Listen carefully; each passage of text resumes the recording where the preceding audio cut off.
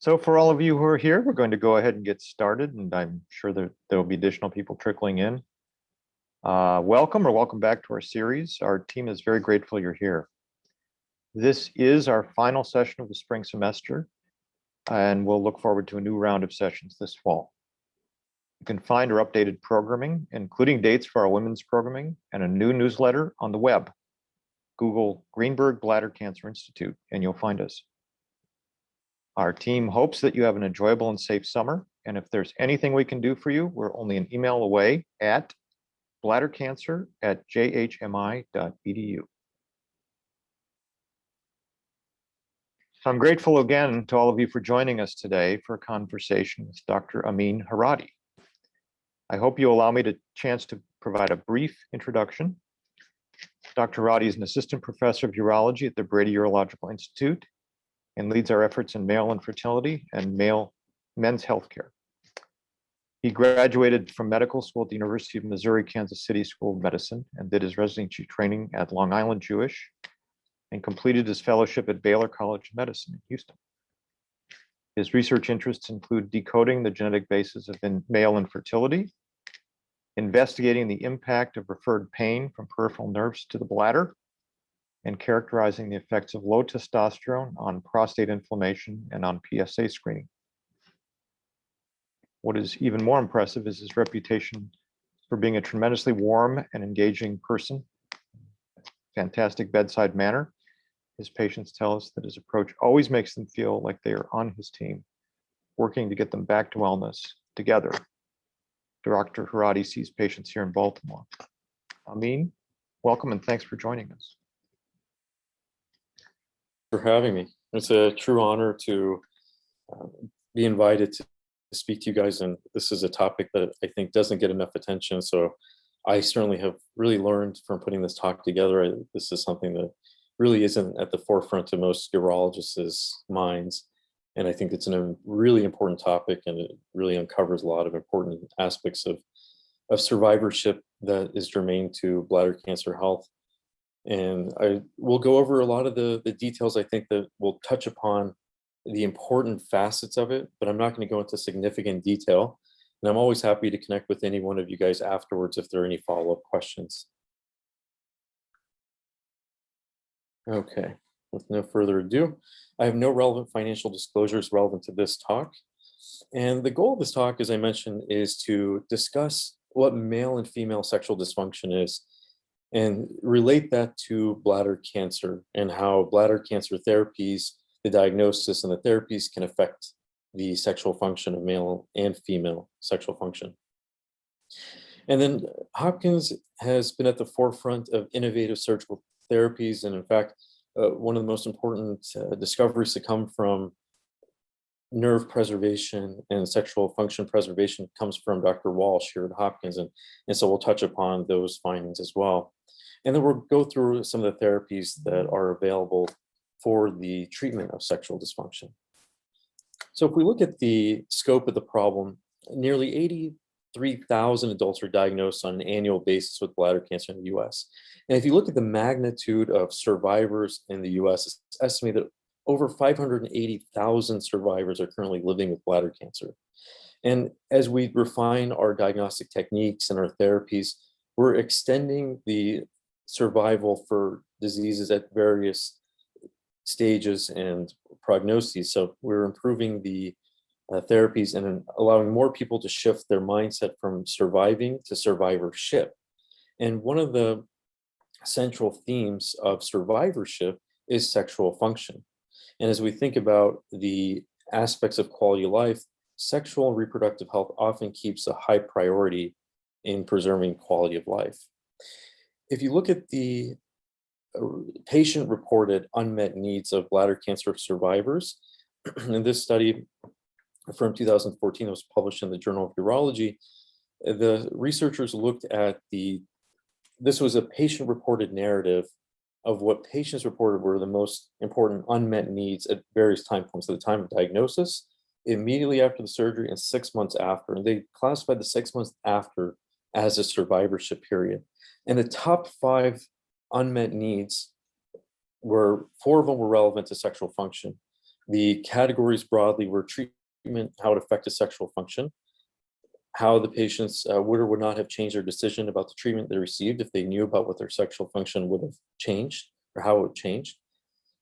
If they had known that there was difficulty after surgery from a sexual dysfunction, and then whether or not they were offered professional help with sexual dysfunction. So these themes were present in nearly half of the respondents, and these were a sample size that was small, 30 subjects, but still you can see that of the 5 themes most commonly seen of unmet needs, 4 of those 5 were relevant to sexual function.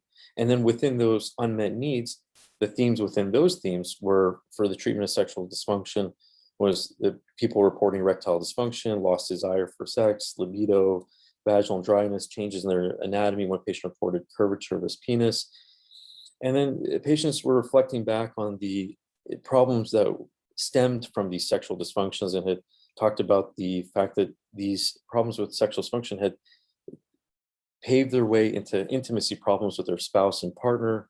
And in some cases, they had led to even divorce tragically. And professional help was not always offered. And that was the thing that was an unmet need from the perspective of patients.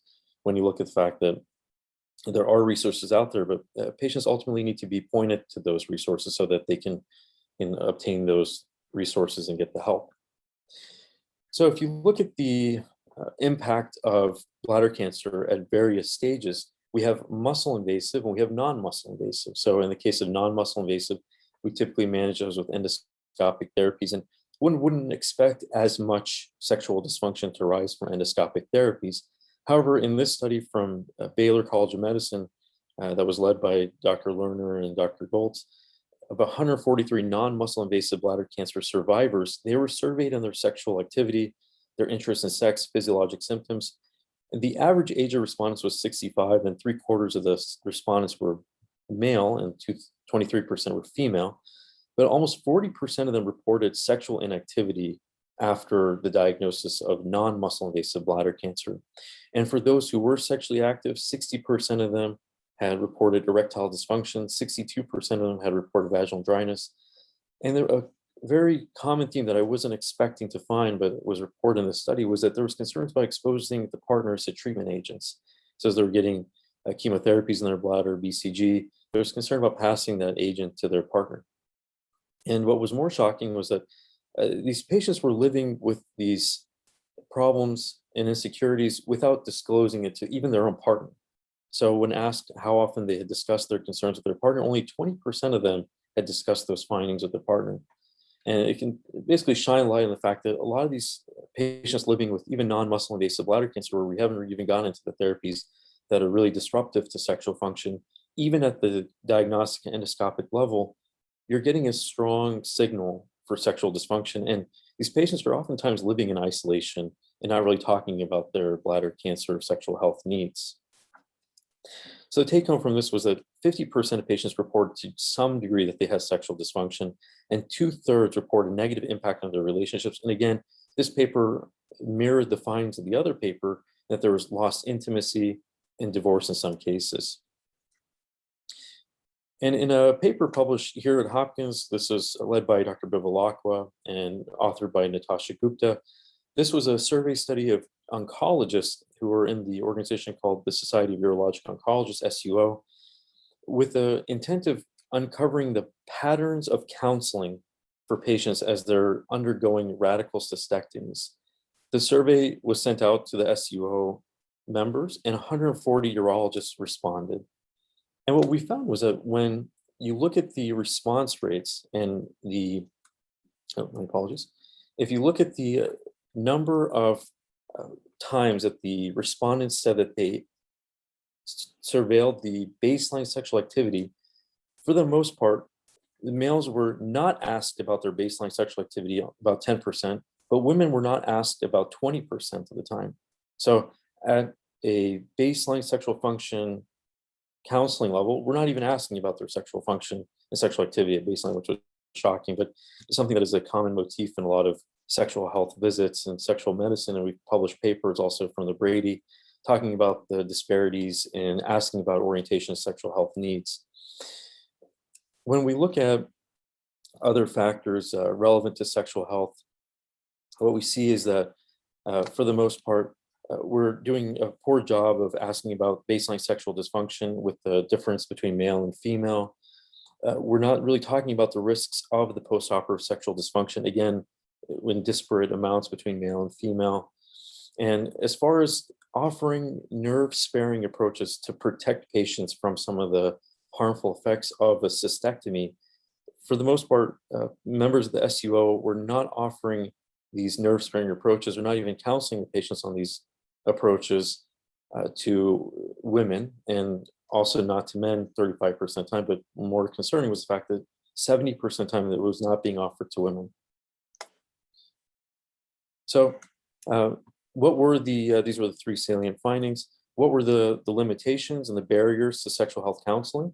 Oftentimes the female age was perceived to be a barrier to sexual health counseling. The providers stated that they felt that they had inadequate time to counsel their patients. There was an uncertainty about what the patient's baseline sexual dysfunction was, and I think a lot of that stems from the fact that oncologists may not have the same exposure to sexual dysfunction management, and so there may be a baseline, a little unease in broaching those topics, but also providers lack of knowledge about what the sexual function concerns may be for the patient because they're not having that conversation.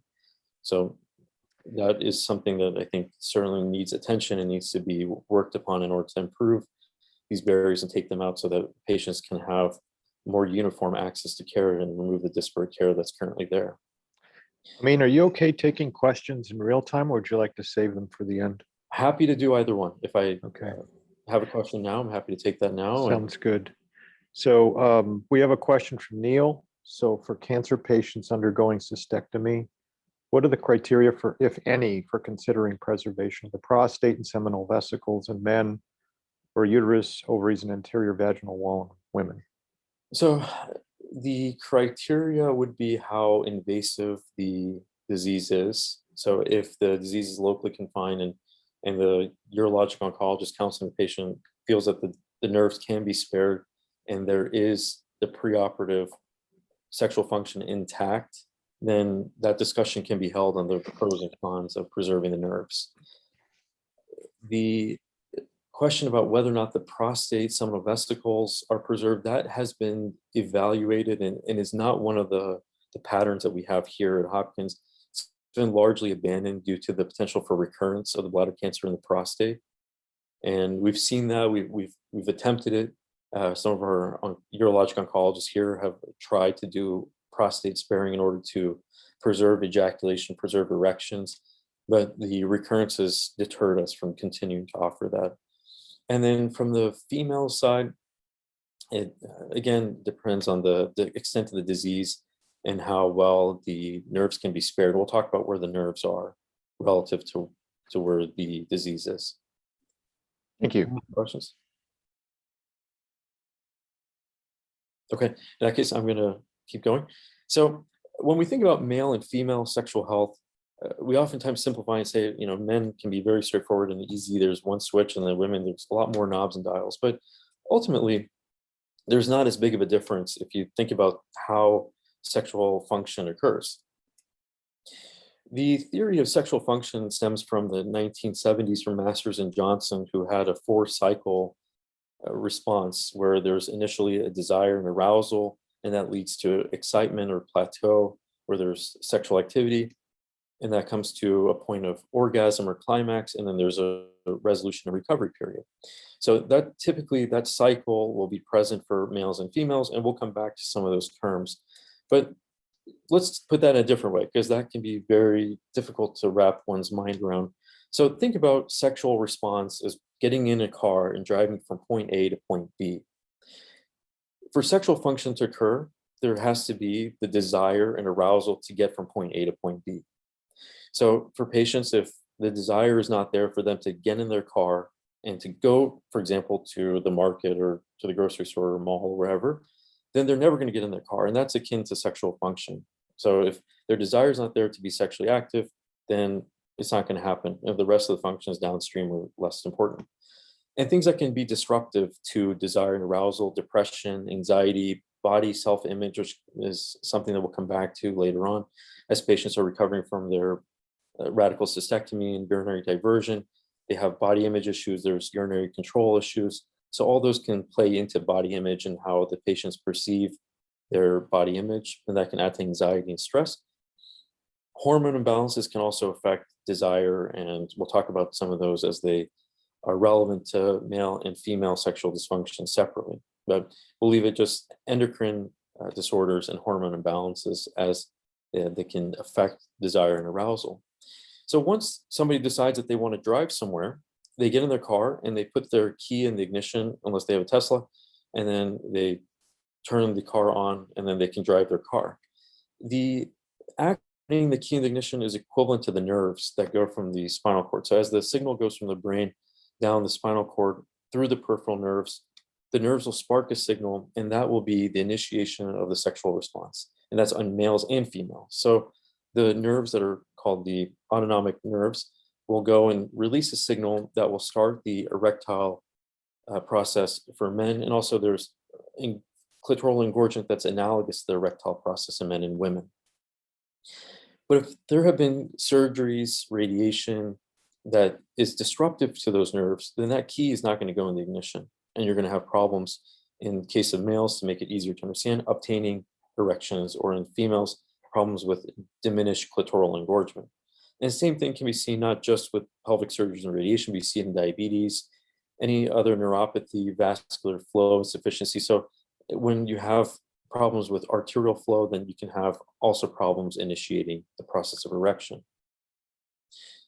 And then once the excitement begins and the process has started, then the machinery basically kicks in and runs on its own. So you don't need to keep the key in the ignition, keep turning the key. The engine will run spontaneously after that. So in this case, for men, that would be the function of the erectile tissue. It will produce its own signal called nitric oxide, and that'll keep the arteries persistently dilated. And women have an analogous process in their cavernosal bodies that end in the clitoris. And so they have the same engorgement and the same activity. But when the tissue within the penis or in the clitoris is not active and not healthy, then what can happen over time is that use it or lose it, you get fibrosis. So the smooth muscle that's inside of that tissue no longer works the same way, it doesn't relax the same way. Blood flow is disrupted, and then you get fibrosis. And patients sometimes complain after a prostatectomy or after a radical cystectomy they've lost length. And it's likely due to the fact that fibrosis has set in and it's changed the size of their phallus. So it's due oftentimes to lack of blood flow and nerve input that people can sometimes get fibrosis of their erectile tissue, male or female.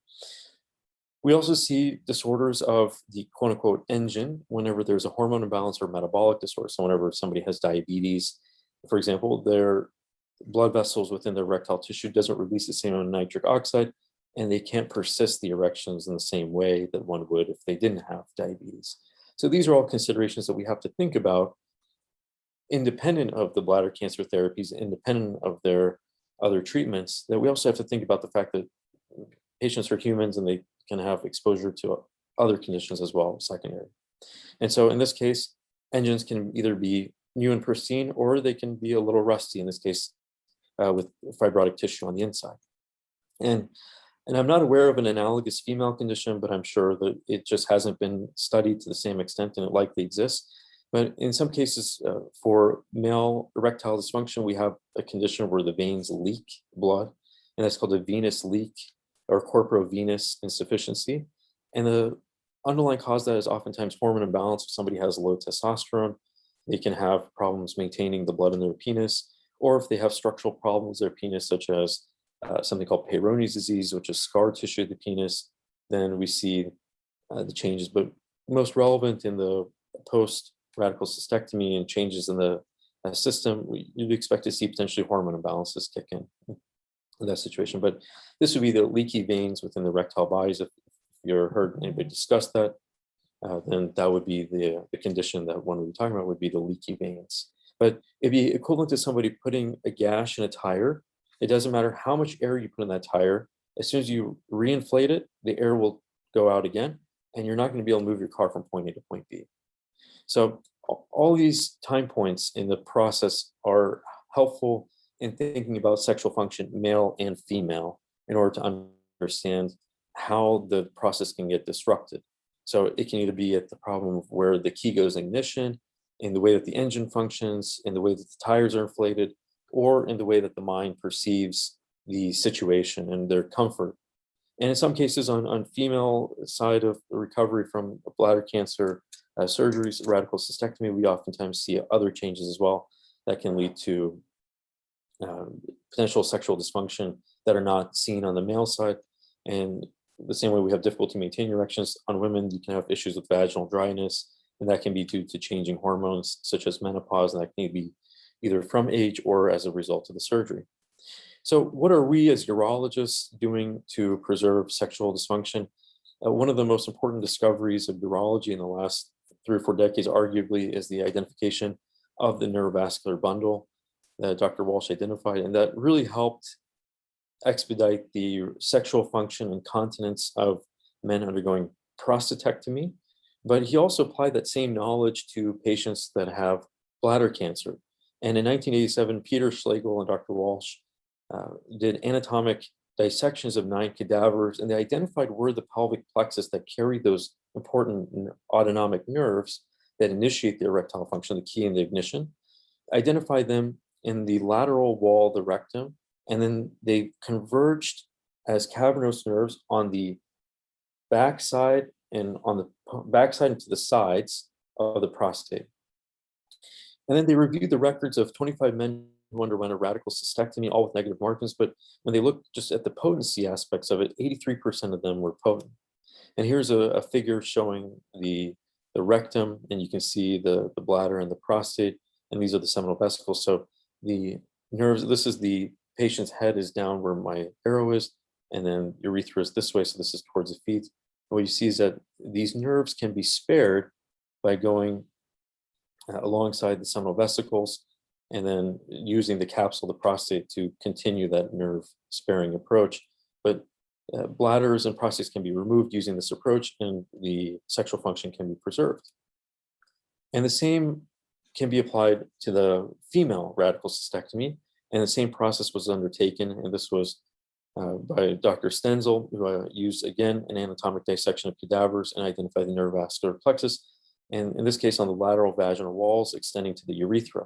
So using this anatomic dissection and discovery, what was proposed was if you leave the side walls of the vagina and spare as much of the vagina and the uterus as possible, women can also preserve their sexual function. And they reported 5 cystectomies with the neobladder, but their main outcome that they were looking more at urinary control and continence, and there was no discussion of sexual dysfunction in the paper. So when we look at the sexual dysfunction therapies, taking one step back from the bladder cancer angle, just to understand what are the options. So if you guys are watching and you want to know how to navigate the world of sexual dysfunction and to know what therapies are out there, I'm going to separate these out into male and female options. So erectile dysfunction is defined as the inability to achieve and or maintain an erection firm enough for satisfactory intercourse. Independent of the surgeries that can disrupt the nerves and the blood vessels and the tissue, there are other causes of erectile dysfunction that we have to consider. So we have to think about the patient's metabolic conditions, if they have diabetes, if they have other conditions that would predict that they have narrowing of their blood vessels, such as heart disease, if they've had a surgery such as a bladder or prostate removal, if they're on medications that can be potentially disruptive to their erectile function, if they've had any injuries to their nerves at the spinal level, if they have any other metabolic conditions such as low testosterone, those can all play into the development of erectile dysfunction. Sexual dysfunction, as I mentioned before, is extremely important because it's a lifestyle issue that has ripple effects on the quality of life. So when it's present, there can be issues with depression. We know that when patients are depressed, their potential for ED is significantly higher, and one begets the other. So if there's depression, and we also know that somebody has obesity, that they may have issues with their hormones. If they have a sedentary lifestyle, then again, you may not see the same integrity of blood vessels. If they have heavy drinking, again, metabolic abnormalities, recreational drugs, smoking can also affect the way that the blood vessels work. And now more prevalent is marijuana use, and we know that there can be disruptive hormonal effects from marijuana use. And so where possible, we recommend patients abstain from these lifestyle factors that can lead to more ED down the road. And there are some therapies out there that can help patients overcome cigarette smoking. And from a bladder cancer standpoint, cigarette smoking and marijuana can have negative effects that hopefully are understood by the patient, and then they can work towards stopping those. The way that we organize our treatment options for male sexual dysfunction, when there are hormonal problems, we can offer androgens and to improve the hormones. And then we have different classes of specific ED therapy. So the least invasive that we offer are oral therapies, and this is the classic blue pill that you guys may have heard about, Viagra, but there are others that we'll mention. There are pellets that can be placed on the inside of the urethra, and that is called Muse. There's also what's called a vacuum constriction device, or vacuum erectile device, VED. And then we have medications that can be injected directly into the side of the penis to stimulate the same key in the ignition process. But instead, depending on the nerves to start that switch, the medication becomes the new key.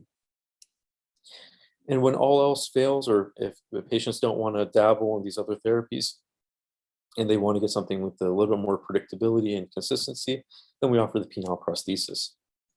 So as I mentioned, if somebody comes in and they have any issues with their hormone levels and they need supplementation of their testosterone, we have many, many ways of improving their testosterone levels. And improving the testosterone level is not just a reproductive agent or a sexual dysfunction agent. We know that when men or women are low on hormones, they can have increased risk of cardiovascular disease.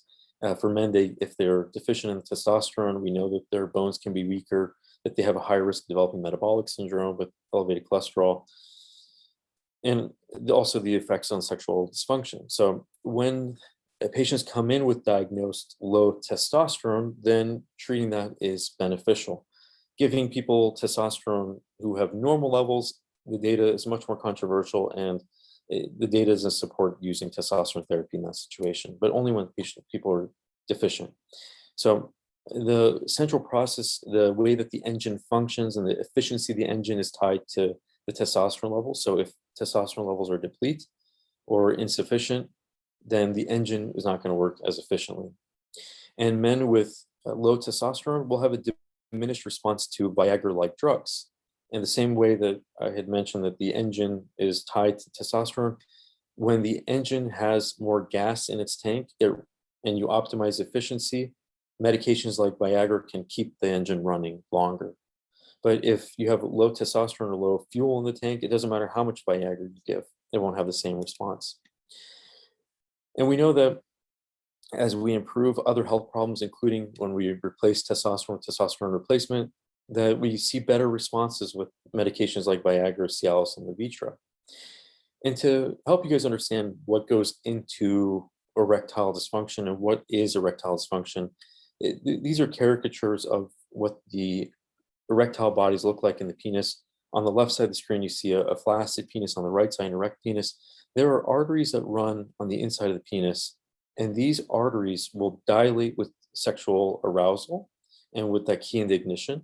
And when they dilate, they bring more blood into the penis, and it traps more blood into these little pockets called sinusoids.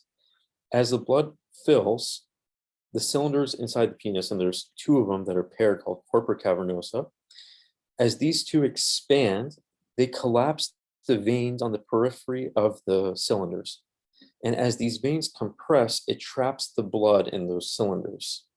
So in a normal situation, blood comes in, it expands the cylinders, it compresses the veins, it traps the blood there. And then when the subject goes to resolution after climax, then you see the relaxation of those arteries and more blood flow through the veins. So blood fills the erectile tissue, and then you get an erection.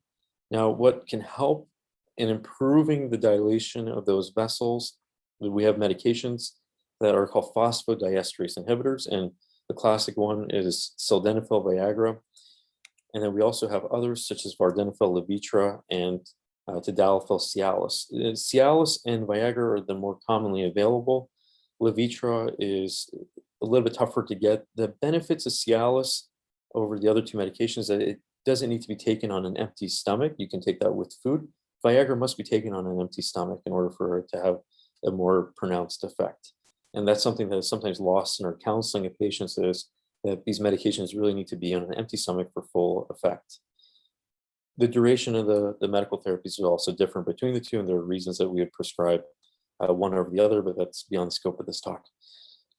For the intraurethral suppositories, the pellets that I had mentioned before, rather than depending on the body's ability to have a key that goes in ignition and starts the engine, we can sometimes replace that key and give a new key, and this is through the application of a pellet that is delivered. And you can see that little pellet at the bottom of this applicator. You can see a little white cylinder at the base of the applicator. That sits on the inside of the urethra, and it delivers a medication or a combination of medications that allow dilation of those arteries in order to bring more blood in. So there's a pellet. And the process is that the applicator goes on the inside of the urethra, a button is used to dispense the pellet, and then the tissues rub together in order to allow the pellet to absorb into the tissue. Unfortunately, it's not as successful as we had hoped. It's not as effective as originally predicted. And the sexual medicine community jokes about this medication, and that the acronym that we use as must use something else instead of MUSE, which the original medication is called alprazolam. One of the side effects that comes with it, in addition to having insufficient erectile function that results from it, patients oftentimes complain of discomfort, a pelvic ache with this medication as well. There are newer intraurethral gels and suppositories that can be placed that cut down on some of the uncomfortable agents like alprazolam, but still not a perfect solution at this point. The vacuum erection device is something that works uniformly, not highly preferred by patients, and not one that everybody reaches to, but it works. The concept is that there's a negative pressure device, sometimes a handheld pump or an electric pump tied to a cylinder, and then the male patient would put their genitalia inside the cylinder, and then the negative pressure would pull the blood into the penis, allowing a firm erection, and then a dense rubber band would slip off to trap the blood there.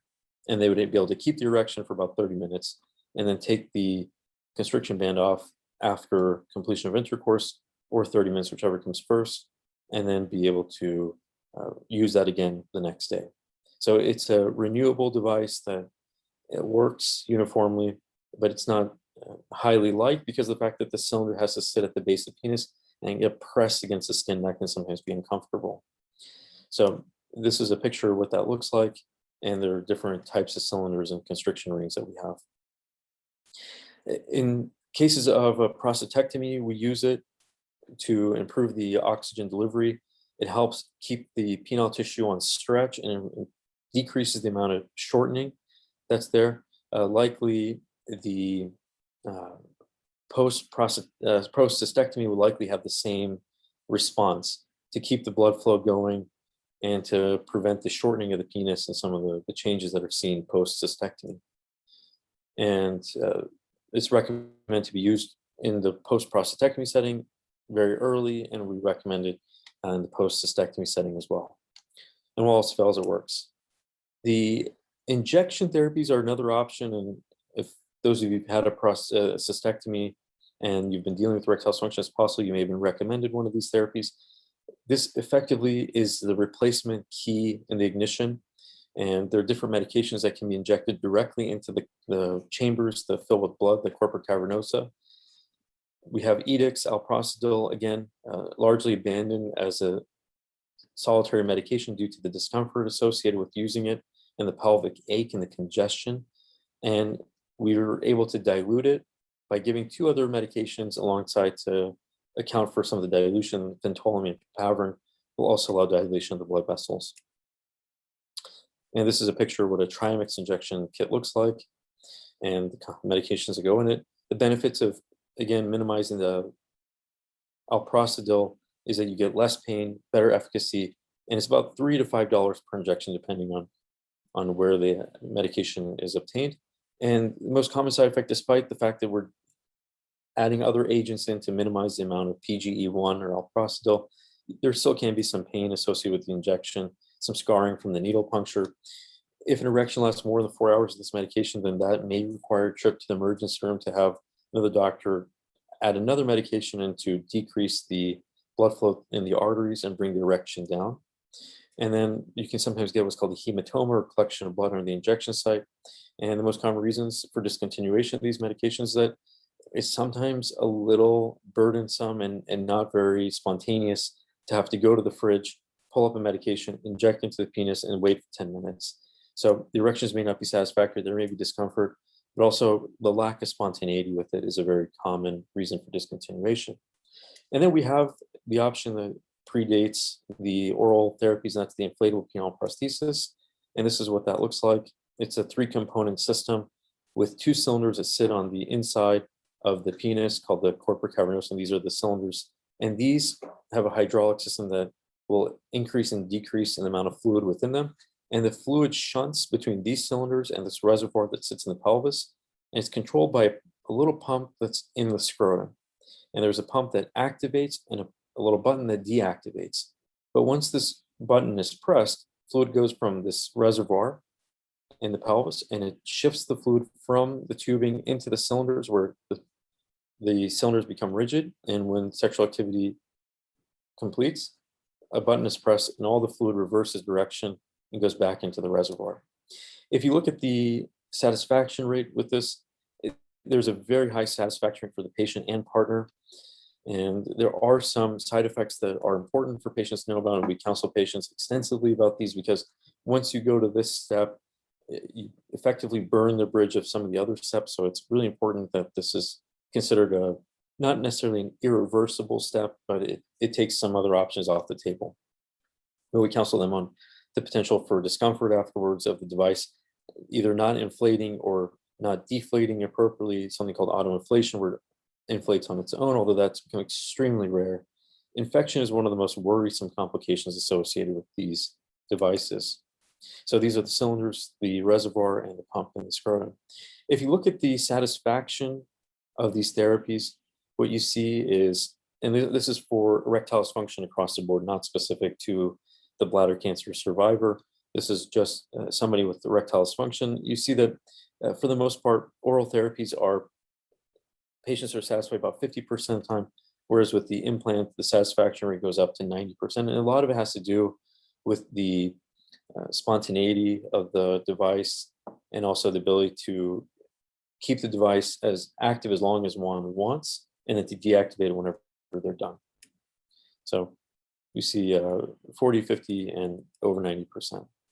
Now, what about on the female side? And unfortunately, this is the side of the coin that doesn't get as much attention and is not as well studied, and certainly deserves a lot more attention from the field of urology, and something that I hope that we expand our knowledge and our studies and really work to identify better solutions for some of these conditions. But on the female side, we can break down the disorders of sexual dysfunction into desire disorders, arousal disorders, orgasmic disorders, and then pain disorders. And we talked about some of these before, but just to put a few more titles next to them. In the case of somebody not wanting to get into the car and drive from point A to point B, that would again be the desire. In some cases, that can be hypoactive, where the sexual desire is not there. Or in some cases, there's an aversion, where there's almost a phobia, where people either have intermittent or persistent aversion to sexual activity. And sexual arousal disorders can be caused by many of the post-surgical changes, where you see decreased labial blood flow, decreased clitoral sensation engorgement, lack of vaginal smooth muscle relaxation, very similar to the lack of penile smooth muscle relaxation that allows the erectile bodies to expand. The same processes can be seen on the female side as well, with the clitoral and the vaginal changes. We can also see orgasmic disorders, and that can sometimes be due to medications that patients are taking. And what we see is 50% of the time when people are taking what are called SSRIs, like paroxetine or Paxil, that they get a very delayed ability to reach climax and reach orgasmic levels. And so in cases where there are antidepressants, we try to trim those back and substitute other medications that won't be as inhibitory to the orgasmic function. But in some cases, if the nerves are damaged, and those are typically the sensory nerves that allow the spinal cord to process the sensory input, then it can cause higher levels of stimulation to be necessary in order to reach climax and to have the orgasm occur. And in cases of dyspareunia, which means painful intercourse, that can be seen in cases with reduced vaginal lubrication. And we see that in some cases post-radical cystectomy, post-menopause. Changes in the hormones oftentimes attribute to the changes in lubrication. But as the lubrication diminishes, there can be micro tears or tears in the vaginal mucosa, and that can be very painful. And then that can lead to changes in desire, and that can also lead to changes in arousal. So you can see how some of these conditions will feed into other conditions and affect the way sexual function occurs. And then vaginismus is pain upon insertion of the penis or any foreign object into the vaginal canal, and that can lead to discomfort at the end, what's called introitus. Unfortunately, there aren't as many medications and therapies, as I mentioned, for the female side as there are for the men's side. There is a newer medication, relatively new, called fiblancerin, and another name for it is called Adi. The way that this medication works, it works as a serotonin agonist in some receptors and antagonist in some other receptors. So the way I help patients understand the significance of the neurotransmitters in the brain as they relate to libido and desire is the more serotonin, the less libido, the more dopamine, the more libido, and the more desire for intercourse. So medications that increase the dopamine levels, you get higher levels of libido. And that's true for men and women. That's why medications like SSRIs that are selective serotonin reuptake inhibitors cause sexual dysfunction, is that they change that balance between serotonin and dopamine. And what we see is that there's more serotonin relative to dopamine, and there's a diminishment of libido when patients are on those medications. And the end effect of this medication, though, is to increase the dopamine by acting as an antagonist to serotonin on some receptors that increase the dopamine levels. So it's been studied in the hypoactive sexual desire category and has largely not been used.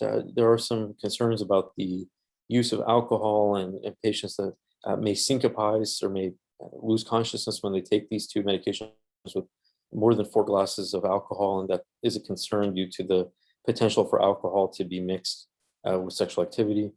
But I think some of the lack of prescribing is also due to the fact that this is, unfortunately, as I mentioned before, a field that doesn't get as much attention and isn't as well studied. There's another medication that is again, a dopamine modulating medication. It's called apomorphine.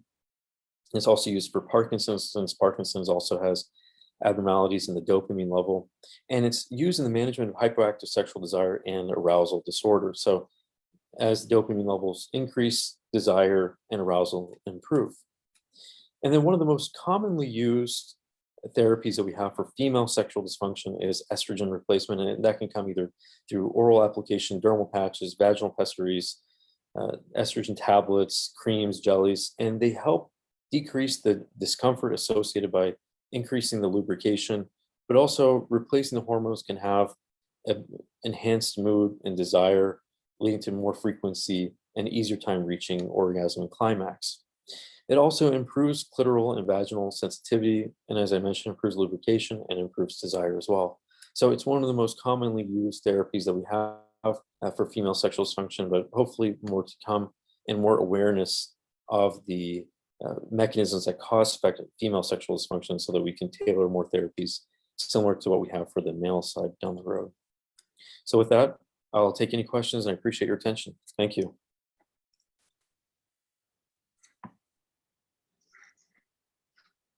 Thanks, that was fantastic. So any questions from the audience? Here's one coming in. So this is an anonymous attendee. Is there a danger for a bladder cancer patient partner to be exposed to BCG? Certainly a very valid concern, but Dr. McConkey, do you want to? Yeah, I would say that your urologists are super careful not to create situations for you that are dangerous to anybody around you. And while there may be some theoretical concerns that are worth considering, I would say that if you have any concerns at all, you should talk to your own urologist about them first and talk about how you might minimize potential exposures. But speaking for myself, I would not be concerned leaving one of our urologists' offices here. Yeah, I agree. And we have another one. May we have your email for later consultation? Amin? Sure, Yes, you may. absolutely. Yes. Another question. How effective are vacuum constriction devices? Is the Osborne Erectade the one you recommend? Let's see, I don't see that question. Is that in the open category? It's in the Q&A. Yeah. Q&A, okay. So theoretically, vacuum constriction devices should be 100% effective. And I am not as familiar with the Osborne Erectade. That may have been more of a stock photo. But the one that we recommend, at least the one that I recommend from our patients that are seen here in the Men's Health Center, come from a local men's health store in Virginia. And they have a number of medical grade erectile vacuum devices. And they're, as long as the vacuum seal is there and you have a mechanism to suction the blood, it should work. Now, we've had some patients where the anatomy wasn't conducive, where there was something called Peyronie's, where there was scar tissue of the penis that caused the penis to bend in a certain way that didn't allow the penis to inflate properly within the chamber of the cylinder. And that made it difficult to get a full comfortable erection. And in some cases, the size of the phallus may not be appropriate for the cylinder, and I've seen that in a couple of cases. But for the most part, as long as the seal can be created, it should work. And it works even in cases where we put in a penile prosthesis, taking the penile prosthesis out for whatever reason, they still have that option to go to, and it works. Excellent. Thanks. And then, But did you see the questions yourself? yeah, I Great. pulled. So Great. vaginal lubricants to help dryness, absolutely. I think the data is definitely there for use of vaginal lubricants to help dryness.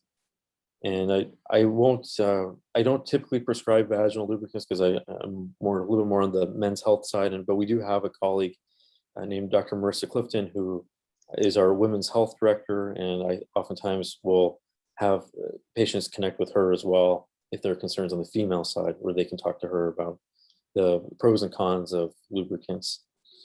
And then penile rehabilitation after radical cystectomy. What's the current treatment plan? Success rates with nerve-sparing surgery, time to regain function if it occurs. So there is no formal penile rehabilitation after radical cystectomy. A lot of our colleagues, Dr. Bivalacqua, Dr. Walsh, are very interested in nerve preservation, nerve sparing, and they're the ones doing the main studies to answer those questions. But if you look back at the success rates of Dr. Walsh, he had quoted 83% for his preservation of erectile function after radical cystectomy when the nerves are spared. So from that standpoint, the data is pretty compelling to preserve sexual function where possible. But ultimately, that decision to nerve spare, not to nerve spare, comes down to what the urologic oncologist thinks is safe and how invasive they think that the bladder cancer is. Could you talk about what expertise a sex therapist may bring to the topic? So sex therapists are extremely useful in the management of sexual dysfunction. As I mentioned, the desire for somebody to get into their figurative car and to drive from point A to point B is tied to their anxiety about the process, about their body image, about their depression. And these are things that we as urologists, as much as we want to help and care about the well-being of our patients, we're not equipped to have those conversations and to delve to deeper levels. And oftentimes that's where a therapist comes in, where they're allies in our care, and they help patients go a little bit deeper to understand the anxieties that they have relevant to their performance, to understand what options there are to manage, and not necessarily medication-based, but more behavioral changes that can be undertaken to work with those. So definitely sex therapy is a crucial piece of the puzzle. Is there a specific protocol method when utilizing the vacuum constriction device? Typically, the only protocol method that we recommend is to not use the device more than 30 minutes a day. And that is primarily to keep the blood flow going in the penis. When you put the constriction band on, there's no blood flow going past it in two directions. Blood goes into the phallus and it stays there. So you want to continue oxygen-rich blood flowing through the penis. And so you want to take the bands off after 30 minutes so that you don't have the reduced oxygen flow. For those with body image problems and feelings of physical inadequacy due to the radical cystectomy and the wearing of a urostomy and your experiences, seeing a therapist help to overcome body image challenge. Absolutely. I would 100% recommend talking to a therapist in that situation, and psychiatrists, less so psychiatrists, more so the sex therapists, to talk about how to overcome those challenges, because certainly they have a strong impact on self-image, on urine leakage during intercourse, and that can lead to sexual inactivity, loss of intimacy, and relationship not being as strong as it was before. So I really do think highly of the option of a sex therapy consultation. And I hope that these conversations are held after publications that we've had from Hopkins and the Brady, highlighting the inadequacy of our workup. More people are reading these papers and counseling their patients and making these changes with their patients.